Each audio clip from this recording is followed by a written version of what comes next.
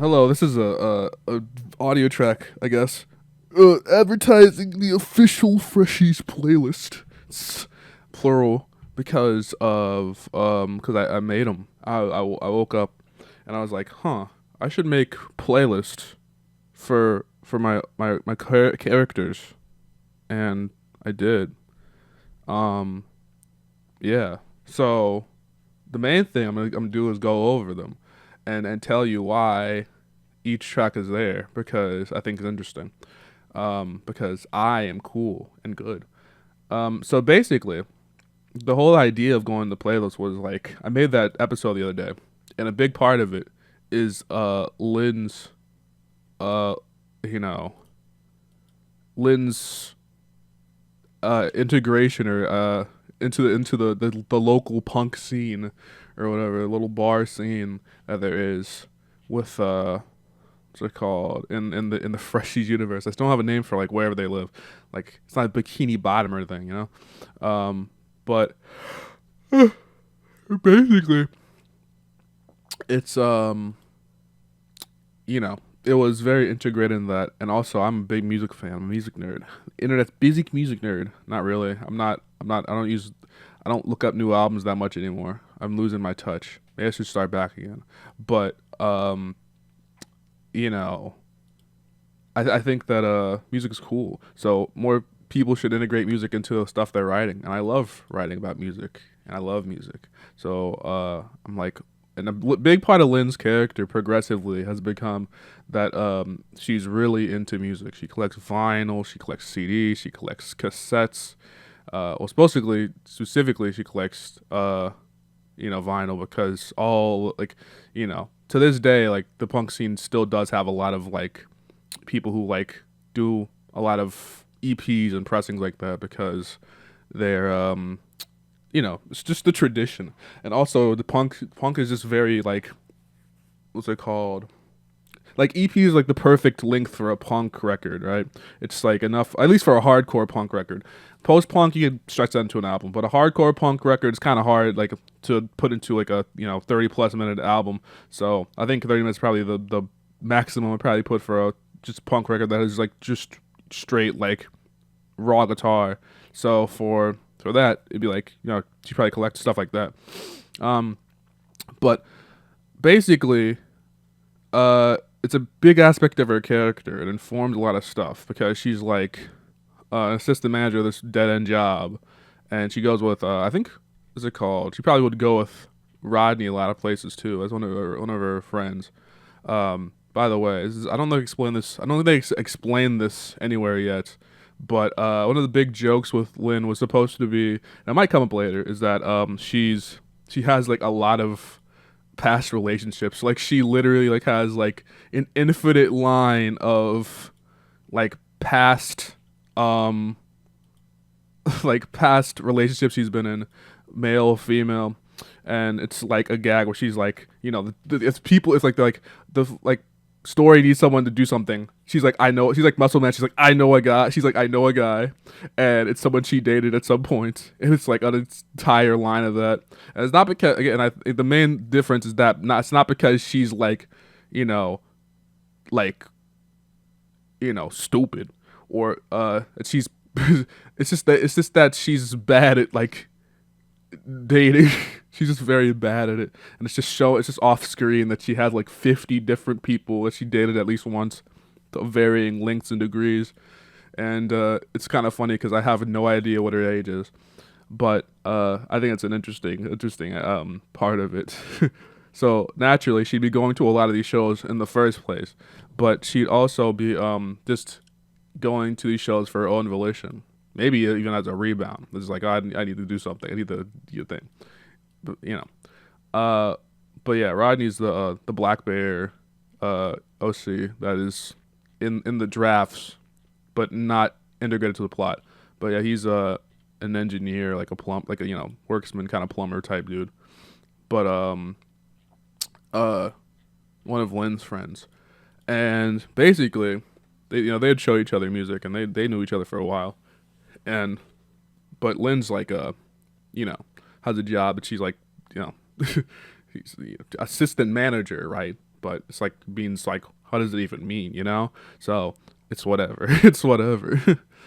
But yeah, I think the gist of it is that she would listen to a lot of. So I have on the playlist. Here's the top five. All right, so there's Honey Bucket by the Melvins, Touch Me I'm Sick by Mudhoney, Thought It Was a Drought by Future, Spit It Out by Slipknot, Big Takeover by Bad Brains. There's a lot of he's very sludge metal, grunge, like very like heavy rock type shit. It needs some distortion, it needs some like kind of hit, something to hit, right? Um, More screaming the better. You know, she has to get that pent up energy out. That's why, and she's so like a part. Again, another part of Lynn's character is that she's like, again, doesn't really come up much. It's not like really plot relevant, but she's like always like super high because she just really does not want to deal with any of this shit. She has to stay calm as like a manager, right? It's just gonna be have to remember this aspect for later. But yeah, she's an assistant manager, right? So people like you constantly ask her to deal with like really ridiculous situations. So to get that energy out, yeah, she smokes a weed and also listens to stoner metal or whatever because it's funny. But yeah, a lot of sludgy metal, heavy rock, and some hip hop, some trap in there because it's bassy and it's like really just hard hitting. You know, I was gonna put I Serve the Bass by Future too, but I was just feeling. I don't know anything. Just yeah, Future anything on like DS2 or like the any of the, like trap albums like Playboy Cardi or like Travis Scott, any like trap albums that are like big, she would like that. I think she'd know a lot about. She loves definitely know a lot about music, but that's her favorite genres. Very very big aspect of her character. Um, okay, and next up is Nina. Nina is as previously stated in canon with one of the other episodes I wrote. She is a very big RPG fan. She's a big RPG head, and she also is like a dorky anime fan, like magical girl shows and shit. Which I should watch. Like me myself, I should watch some more magical girl shows just for the sake of like being able to make jokes about Precure or something, or fucking like, you know. I can't just use Madoka Magica and the 5 episodes of Sailor Moon I watched for a reference, Um, but I mean, magical girl shows are like a niche though. But it's one of those niches that if you go into it, then you'll find some pretty you find people to talk to about it. That's for fucking sure because I know for a fact like Card Captor Sakura. Princess Tutu, Utena. How have I not watched Utena yet? This is horrifying. Doremi, all the magical. If you get into magical girl shit, you're living the life. You're living the dream. That's real. But yeah, it's as established pretty early in the Freshy universe. That's on the second channel. You don't know about that life. If you're a real Freshies head, you got to know about that. But that's on the second channel. But it's established that she's like a anime nerd. RPG nerd, like PlayStation, whatever, Super Famicom type shit, and she would like the shit that's like from that like 90s sounding or like alternative rock stuff and game soundtracks. So here's my picks. The main theme of Final Fantasy VII, Nightcrawler by Ai Nako, Death Metal by Panchiko. The Fooly Cooly OST, but specifically, it's not. I don't know if it's specifically on the Fooly Cooly OST. I think it's on one of their albums, but like Carnival by the Pillows, and the Kingdom Hearts, one of the versions of the main theme of Kingdom Hearts, an orchestral version, which I forgot. Which I'm telling you right now, I'm not a big Kingdom Hearts head, but I'm just putting it in there because it just makes sense for her character.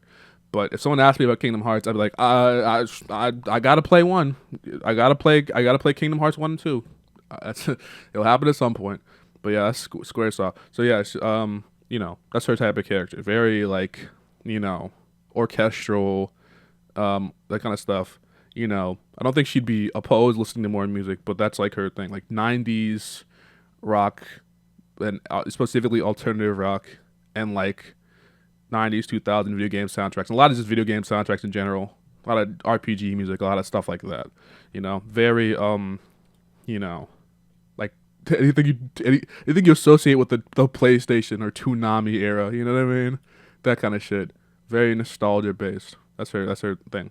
And Ted is a wild card here. You know, I think Ted is an interesting character. So for Teddy, I'll use my here's my picks.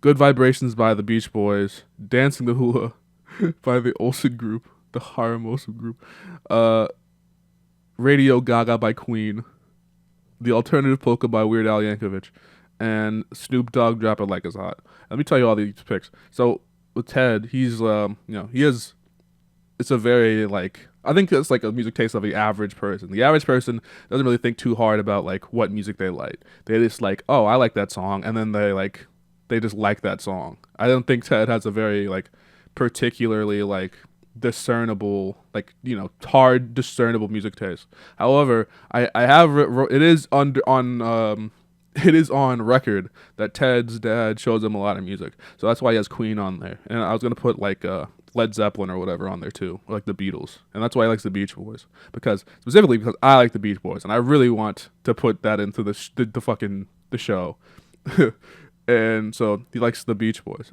And honestly, I think Ted was the only band he'd be a Beach Boys head. You got to realize, he'd be like his dad loved the Beach Boys, and it's like he'd be a fucking head for them. He'd be like, yo, he has the vinyl for Pet Sounds for like all their early albums. He has it for like the 70s output, Surfs Up. He have like Friends.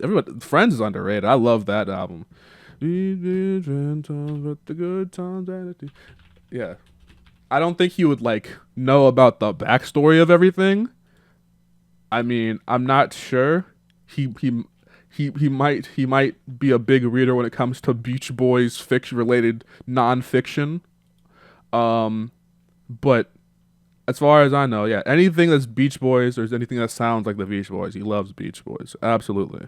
Right, and maybe like anything like 70s rock, hard rock, like radio, anything that's like would be on like classic rock radio, he'd like. Anything that'd be on like regular radio that's catchy, would like. So Drop It Like It's Hot. I was gonna put Justin Timberlake Suit and Tie in there too, but I don't know. I don't think I like the vibes of Justin Timberlake being like permanently etched in there though. I think Snoop Dogg is a better vibe for Ted. Also needs some more variation. Dancing the Hula is just like that. There's like one of those SpongeBob OST sounds, and he's just wacky like that. It's more of a character in terms like the in-universe, how he just acts kind of thing. But he would also listen to it on his own volition, in character. Weird Al is specifically what's it called? I just like that song, but he'd have to listen to some Weird Al because he's just wacky like that. He's just a wacky little kooky guy. I was gonna put Smells Like Nirvana on there, but I think that the polka just fits him better. I like that song. But yeah, that's the picks for Ted.